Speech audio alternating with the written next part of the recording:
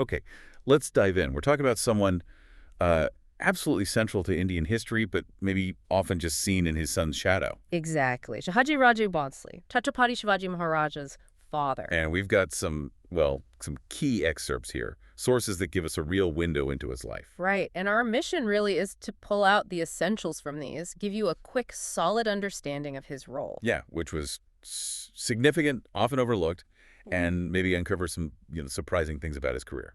Think of it like a shortcut to getting up to speed on the man who really laid the groundwork, even from far away. So these sources, they jump right in, born, around 1594, near Aurangabad. Yeah, into the Bhonsle family. Respected Maratha lineage, his father Maloji had already made a name. And he marries Jijabai.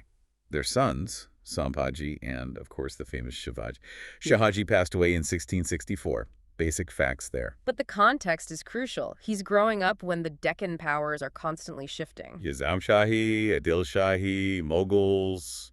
It's a complex map. Very.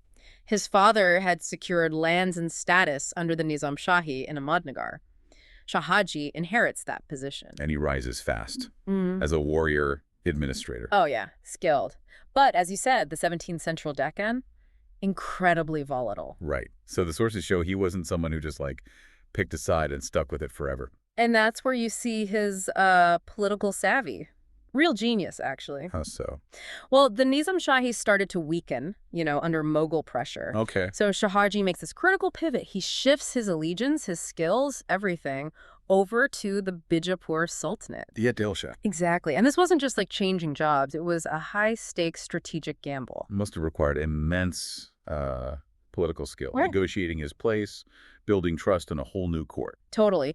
And under Bijapur, he becomes more than just a general, right? Yeah, the sources mention he gets this significant jagir, basically a huge land grant. Centered around Bangalore, Yeah. Massive territory in what's now Karnataka. He effectively becomes its governor. Hundreds of miles south of the family's traditional lands near Pune. That's quite a shift. It established his own sort of powerful mini-state down there. So he's reeling this domain, the sources say, with real authority. His own court, army, administration in Bangalore. Right. It shows he was much more than just a commander serving a sultan. He was a major power player himself. Which makes his relationship with Shivaji so interesting because, like you said, he's building this power base in Bangalore. While Shivaji's growing up near Pune, miles away. So how did he influence Shivaji's path from that distance? What did the sources tell us? This shows his strategy. Indirect support. Strategic delegation. Okay. The sources point out, while Shahaji is based down south, he appoints really capable, trusted people. Like the Doji Kandeo. Exactly. To manage the Pune estates and oversee Shivaji's education. His training, his early development. So Shahaji's providing the political legitimacy, the resources from his jagir, the key people on the ground. Precisely. He's setting up the whole environment, the foundational support structure. Even without being physically there day to day. That's fascinating. And it was complex, The sources note, because of his position under Bijapur, he couldn't initially openly back Shivaji's, emerging rebellion. Right. He had to balance loyalty to his employer with maybe setting up his son's future potential. He was playing the long game, masterfully it seems, balancing these powers, building his own base, and laying the groundwork for Shivaji back home. And his death.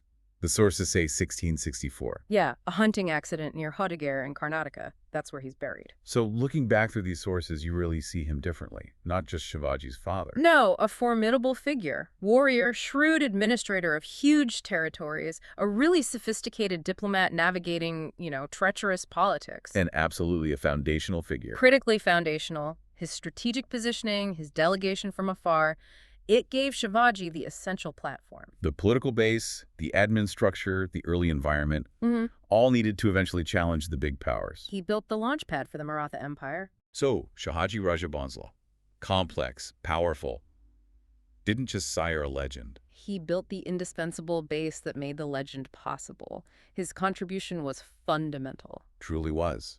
Enabled everything that followed. So what does this leave you, the listener, to think about?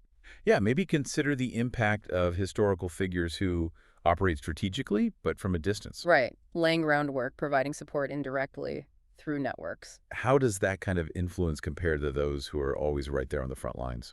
And which approach, maybe in certain situations, could actually be more impactful in the long run? Something to mull over.